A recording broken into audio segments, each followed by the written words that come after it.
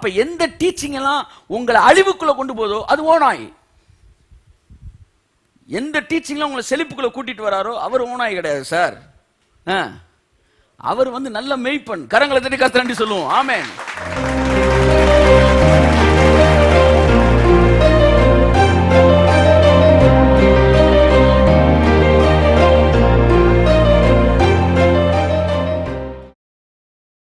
மனது அறிவு இரண்டும் சேர்ந்தது ஆத்மா. வாசிப்போம் மத்தேயு 10:16. ஓகே.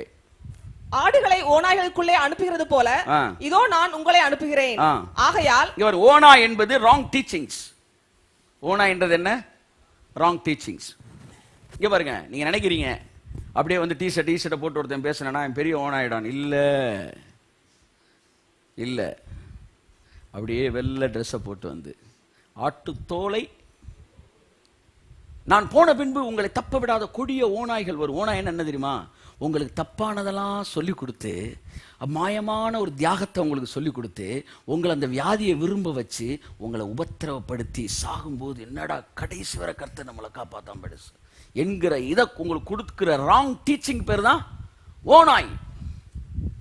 ஓநாய்னா என்ன? ஆட்டோட கழுத்தை கடிச்சு ரத்தத்தை உறிஞ்சு கொண்டுறது. எந்த ஓநாயாச்சும் ஆட்டை வளர்க்கணும்னு நினைக்குமா? அப்ப எந்த டீச்சிங் எல்லாம் உங்களை அழிவுக்குள்ள கொண்டு போதோ அது ஓநாய்.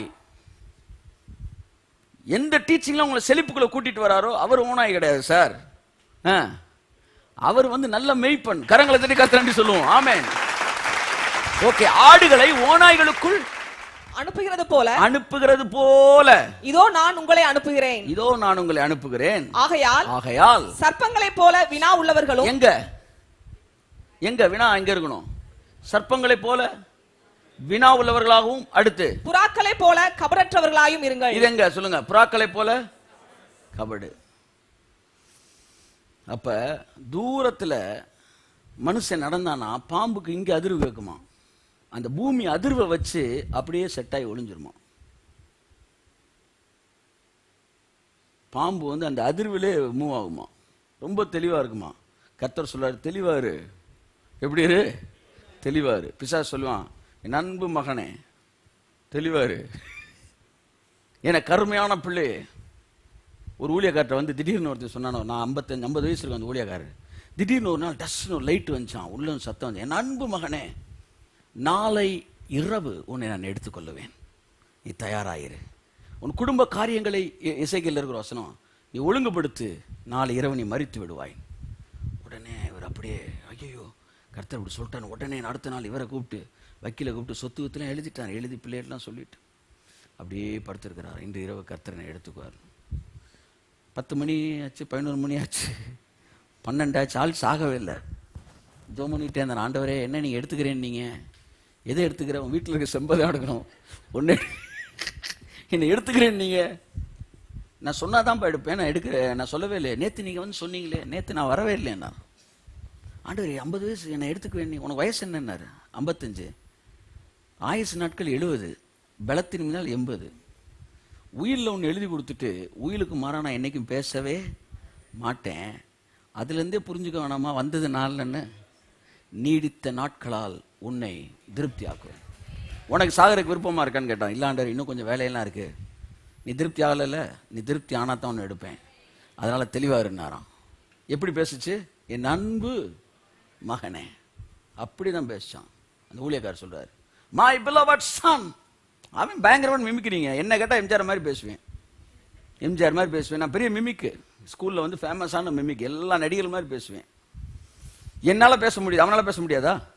என் அன்பு மகனே, ஹோ உடைந்த உள்ளத்தோடு இருக்கிறாய், இந்த தரித்திரத்தின் வழியாய்த்தான் நீ தேவனை புரிந்து கொள்ள போகிறாய்.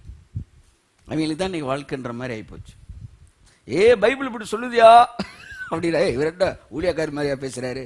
மேட்ரு கரெக்டா இருக்கான்னு பாரு. That's very important thing. அழகான விஷயத்தை விட கசப்பான மருந்தா இருந்தாலும் அதுதான் முக்கியமானது. அன்புக்குரியவர்களே, அந்த மெத்தடு, அந்த பிரசன்டேஷன், இதெல்லாம் வச்சு அப்படியே உள்ளத்தை உருக்குகிற வார்த்தைகளை வச்சு நீங்க மயங்கிறாதீங்க. இயேசு சொன்னார், சர்ப்பத்தை போல வினா உள்ளவர்களாயிருங்கள். ஐயா, அவர் வெள்ளை ஜிப்பா போட்டிருக்காரியா, காவி போட்டிருக்காரியா? சர்ப்பத்தை போல் வினா உள்ளவர்களாயிருங்கள். ஐயா, அவர் தாடி வச்சிருக்கிறாரியா? சர்ப்பத்து போல் வினா உள்ளவர்களாயிருங்கள். Don't estimate by outer look. என் அன்புக்குரியவர்களே, தேவ சித்தம் என்னது என்பதை பகுத்தறிந்து, நன்மையும் பிரியமும் பரிபூர்ணமான சித்தம் என்பதை பகுத்தறிந்து, பகுத்தறிகிறதினாலே உங்கள் மனம் புதிதாகிறதுனாலே மறுரூபமாகுங்கள். சோ இந்த அறிவு ரொம்ப முக்கியமானது. இது தப்பா நீங்க ஒன்ன புரிஞ்சுக்கிட்டீங்கன்னா, தப்பானதை நம்புனீங்க, கேட்டீங்கன்னா தப்பானதை நம்பு மனசு, தப்பானதான் நடக்கும். அதை தான் இயேசு சொன்னார், சத்தியத்தை அறியுங்கள், அறியுங்கள், அந்த அறிவு உங்களை விடுதலையாக்கும். அவரை அறிகிற அறிவினாலே கிருபை உங்களுக்கு பெருகும். அறிவு அறிவு அறிவு அறிவு அறிவு என்றார். பிதாவாகிய உம்மையும் உம்முடைய குமாரனாய் இயேசு கிறிஸ்துவை அறிந்து கொள்ளுவதே நித்திய ஜீவன். ஏன் அறிவு முக்கியம்? ஏவாள் பழத்தை சாப்பிட்டப்ப அறிவு என்ன செஞ்சிச்சு? கரப்ட் ஆயிருச்சு. அறிவு என்ன செஞ்சிருச்சு? கரப்ட் ஆயிருச்சு. அப்ப எதைத்தான் சரி பண்ணணும்? சொல்லுங்க. அறிவை தான் சரி பண்ணணும். ஆமென், ஆமென். ஸோ தேவனுடைய வார்த்தை ஜீவ விருட்சம். இதை புசிக்கும் நாளே உங்களுடைய அறிவு சரியாகிறது. இந்த அறிவு தான் வார வாரம் நமக்கு வருது. வர வர விருப்பம் என்ன செய்யுது? மாறுது. விருப்பம் மாற மாற வாழ்க்கை மாறுது. ஹல்லேலூயா. ஆத்மாக்குள்ள ரெண்டு இருக்கு. என்னென்ன இருக்கு சொல்லுங்க? அறிவு, மனசு. மனசு எதோட கண்ட்ரோல்ல இருக்கு? அறிவோட கண்ட்ரோல்ல இருக்கு. ஸோ இந்த அறிவு சரியானதை புரிந்து கொண்டால் மனது சரியானதை, சரியான அறிவு உங்களை சரியான இடத்தில் நடத்துகிறது. தவறான அறிவு தவறான இடத்தில் நடக்கிறது.